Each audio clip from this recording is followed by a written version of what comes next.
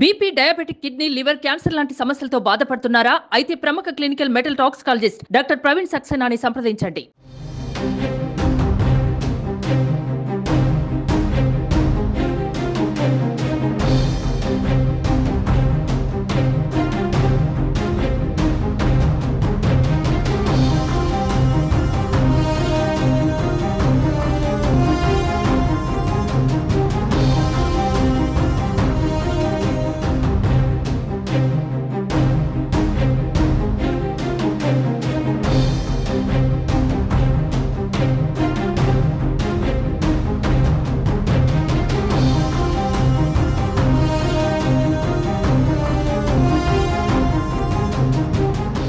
ఏపీలో పోలింగ్ ముగిసిన పలుచోట్ల యుద్ధ వాతావరణం కనిపిస్తోంది. తాడిపత్రిలో గత 2 రోజులుగా వైసీపీ టీడీపీ వర్గీయుల మధ్య ఘర్షణ తారాస్థాయికి చేరింది.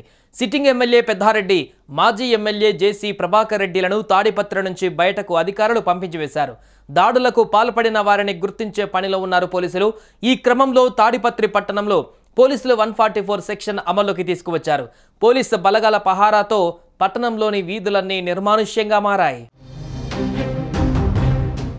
ఏపీలో సార్వత్రిక ఎన్నికల పోలింగ్ ముగిసింది. ఈవీఎంలను అధికారులు స్ట్రాంగ్ రూమ్లలో భద్రపరిచారు.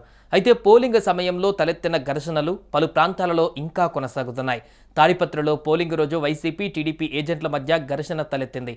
తాడిపత్రిలోని చింతల రాయునిపాలెంలో ఉన్న వైఎస్ఆర్సీపీ ఏజెంట్లు దాడికి దిగారు. అంతలో టీడీపీ నాయకుడు అనుచరుడు వైఎస్ఆర్సీపీ ఏజెంట్ సంజీవను నిలదీయగా అతను ఎమ్మెల్యే పెద్దారెడ్డి దృష్టికి తీసుకువెళ్లారు. అక్కడ ఘర్షణ తలెత్తడంతో స్పెషల్ కమాండెంట్ టీం బలగాలతో వెళ్లి అల్లరి మూకలను చెదరగొట్టారు. ప్రస్తుతం పోలీసుల వలయంలో తాడిపత్రి పట్టణం ఉంది. తాడిపత్రి పట్టణంలో గుంపులుగా ఉండొద్దంటూ ప్రజలకు పోలీసులు హెచ్చరికలు జారీ చేశారు. జిల్లా ఎస్పీ అమిత్ బర్ధార్ దగ్గరుండి పరిస్థితిని పర్యవేక్షిస్తూ తాడిపత్రిలోని పరిస్థితిని అదుపులోకి తెచ్చారు. అర్ధరాత్రి సమయంలో సిట్టింగ్ ఎమ్మెల్యే పెద్దారెడ్డి, అతని కుమారుణ్ణి, అదేవిధంగా మాజీ ఎమ్మెల్యే జేసీ ప్రభాకర్ రెడ్డి, అతని కుమారుణ్ణి పోలీసులు ఇతర ప్రాంతాలకు తరలించారు. రాళ్లు రువ్వడానికి సిద్ధంగా ఏర్పాటు చేసుకున్న రాళ్లను అనంతపురం ఆర్డీఓ వెంకటేశులు ఆధ్వర్యంలో మున్సిపల్ కార్మికులు తొలగించారు.